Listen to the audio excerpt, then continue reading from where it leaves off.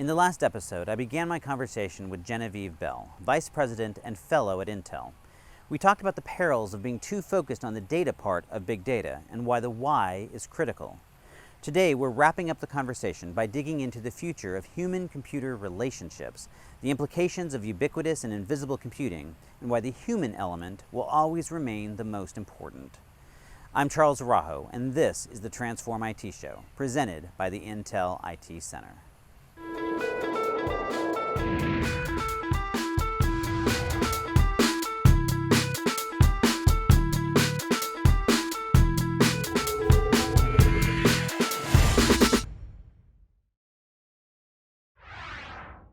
So let's shift gears just a little bit. You've now been with Intel for 16 years. You obviously solved the first two objectives that were given to you, that women and the rest of the world are handled. Don't I wish? But your role's changed a little bit over that time, Absolutely. right? And so I think you're now focused a little bit more of understanding how people are beginning to use technology in new ways, right? So what is coming next? How are you seeing this all unfold? Wow.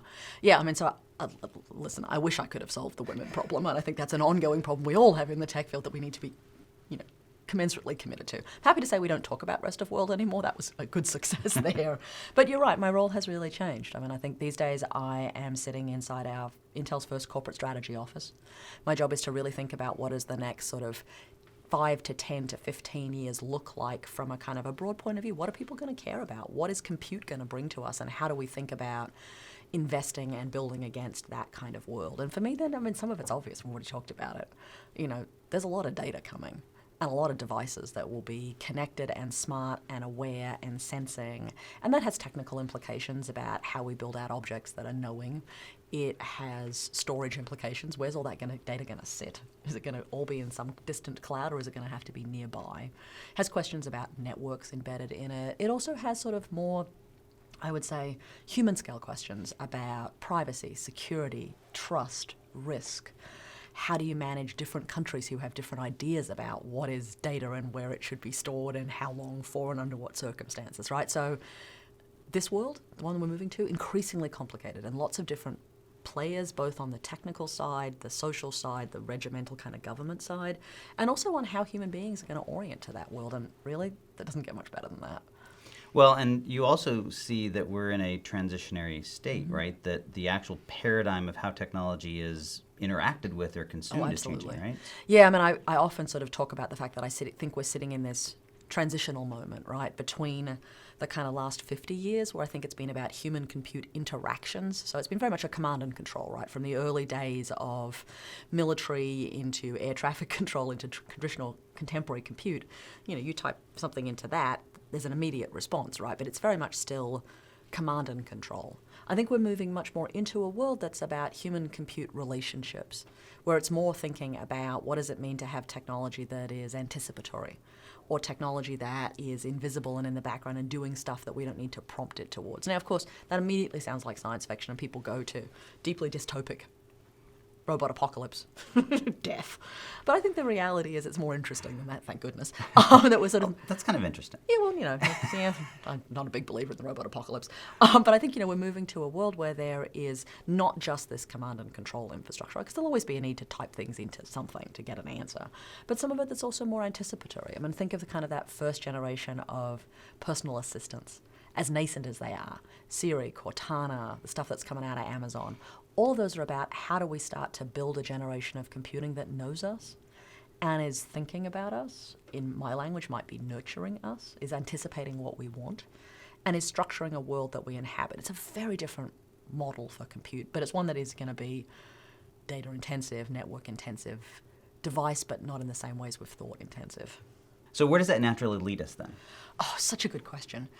I'm really struck by the fact that we've spent the last, I'd say, sort of 20 years in the tech field really preoccupied with the glass and back. So where back is kind of computation, whether it was about better and better microprocessors, Moore's Law and us, good. Whether it was about apps and services and the internet and then the web, or whether it was about, touch screens, all of that stuff, right? But the places where some of the most interesting things are happening are now from the screen coming back towards us. So whether it's about haptics and gesture and touch, so think about Apple's Watch and the notion that it's pulsing you, so no longer a literal translation, but something on your body, to ideas of augmented reality and virtual reality, 3D printing, gestures in smart rooms. I mean, there's just this space here is just expanding tremendously. And I think on top of that, there's also been this kind of resurgence of the physical, right? We sort of also, just the whispers of it about, I don't know, I think everything from body art to tattooing to slow food to a kind of celebration of knitting and cocktails. There's sort of something in all of that that's about physicality. And I'd say the other kind of thread that sometimes makes me wonder about that is the kind of push in the last, I'd say 2 or 3 years around things like digital detoxing and the notion of taking your laptop and your smartphone out of the bedroom, and the idea about meals where, you know, everyone puts their phone in the middle and the first person to have to get it out buys dinner. There's sort of something going on there about reasserting a balance between this side of the screen and that side of the screen. And for me, I suspect a lot of the interesting activity is going to be over here. About finding ways to reassert humanity and finding that balance. Well, finding balances, but also about all the other ways you can engage with computation that don't involve banging on the screen or banging on a keyboard, right? There are all these other kind of explorations about how we liberate the power of computing, which is massive and amazing, but not tie us to carrying a device in our pocket or our backpack and having to engage with it with a keyboard. I mean, there's sort of something about that potential that is just extraordinarily interesting and like fun, which is good. So let's translate this a little bit. A lot of the people watching this show are business and IT leaders working in very large enterprise organizations. What does this world mean to them? How do they need to be responding to this? Yeah. So I reckon there's going to be a whole bunch of stuff that becomes hugely important, right? Think about the last 10 years for your audience. In some ways, you've had to manage the increasing consumerization of IT. Had to manage bring your own devices, all that stuff. Magnify that out. All the problems about and the opportunities around security, around authentication, around data management, around data hygiene. All of that becomes infinitely more complicated, right? You know, where's that data going to sit? Who's going to manage it? Who has control of it? Who needs to regulate it? What's collecting it? Where's it sitting? How is it safe? And safe and secure and privacy all become much bigger things in this space, right? So now it's not just a matter of saying, you know, we are managing a simple, straightforward build out, because you're not. It's going to be, you're managing smart rooms, you're managing Smart toilets. Smart toilets. One hopes so. Unmanaged smart toilets, bad. You've also got, you know, people whose bodies are going to be, you know, full of new technology. So I think, you know, one of the challenges here is about complexity. And how do you manage complexity? And I suspect the other really hard thing is how do you manage it without assuming that the notion is seamlessness? So everything should just flow seamlessly from one thing to another. The reality is, as human beings, we like to have some stuff here and some stuff here. And it's the same with enterprise, right? We don't want everything wandering the cloud or wandering around. So I think we have these really interesting challenges about how do you partition and secure and manage data in new and novel ways against a very changed landscape. And it's going to be fascinating. So one of the things that we talked about that was fascinating to me, and honestly I don't know if I even fully understood it, was that you said that as this world evolves, that the notion of the internet, this one internet, might actually not even persist, that it's going to kind of break up. And so explain that a little bit. One of the things that fascinates me is that we've always talked about the internet. Singular. The internet. And the reality is there's never been one internet. There have been lots of them, right? Whether it was because of the technical ways it was delivered, was it over the wire, was it coaxial cable, was it fiber optics, was it 3G, 4G, 5G, how you paid for it, what got through your gateway to you. Everyone experienced the internet differently in different countries, on different devices. And we weren't always very clear about that, right? But I think the reality is we're moving to a world where it's going to be harder and harder to think there is a single seamless internet. Multiple countries regulate it differently, different things move across those pathways, different services have appeared. You know, we talk about Facebook a lot as though it were the only social networking site on the planet, but the reality is there are ones that are China-specific, there are ones that are Latin American-specific, that suggest that even people coming to this thing called the web will not be all on the same web. And the reality there just becomes fascinating, right, about how do you manage that, but also what are the extraordinary opportunities that are made possible when you imagine that there will be lots of different pieces of technology being in some ways managed. Okay, I'd like to wrap this up by making this a little bit more practical and personal from the standpoint of this. You have this, I think, just fascinating career, and probably more than that, a fascinating outlook. You kind of look at the world through two lenses. I mean, I had to remind myself as you're talking through this interview that you're not a technologist by trade, right? Because you have so much of that, and yet you have this this background as an anthropologist that just gives you a completely different look on things. And so my question is you can talk to our up-and-coming IT and business leaders, what is the one thing they should really be thinking about or should be aware of about, and really in the context of where this whole thing started for you, so that they can do more as we go forward? I think the one thing is always remembering there's someone on the other end of the system. It's never the system for itself, right? There are users and administrators and human beings, and making their world easier, safer, better, smarter is ultimately what you should be doing. So I'm going to push you on that, because that's a great idea. But what is the reality of that? Yeah, how do they put that into, how do they think like you a little bit in that context? So I think, good question. So I think one of our biggest challenges when we think about users is we imagine they're just us, somewhere else. And the reality is most of your users are going to be nothing like you. So it's not just enough to think of yourself as your own user. You have to imagine there are these others. And I think you have to go beyond imagining. I think you actually have to go and work out who they are. Sometimes that's just as simple as surveying them. Sometimes I think it ought to be you should go visit them where they live. Like go visit their shop, because I bet you it doesn't look like yours. And as soon as you find Post-it notes on screens, you should be asking why, because it means something isn't working.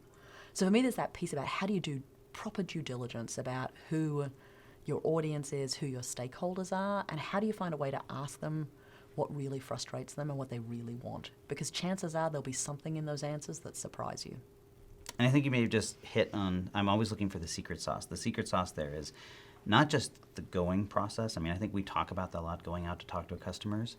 But you said, how do you ask them in a way to break through your own biases and assumptions? So what might be the trick that they can do to do that? So when I used to teach people to do interviews, right, I think there's two things you need to remember, right? In a really good interview, you're never the expert. The person you're talking to is the expert. So that first question you ask them needs to utterly take you out of the picture. So what's the first question you ask someone that establishes their expertise?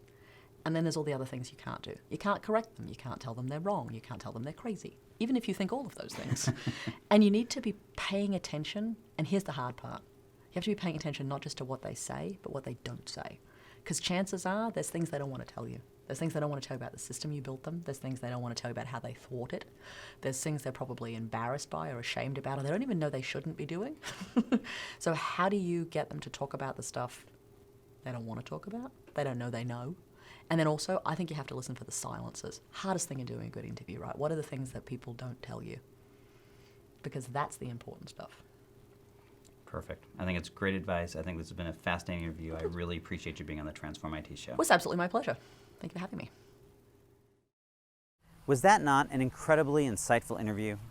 And it was just plain fun, too.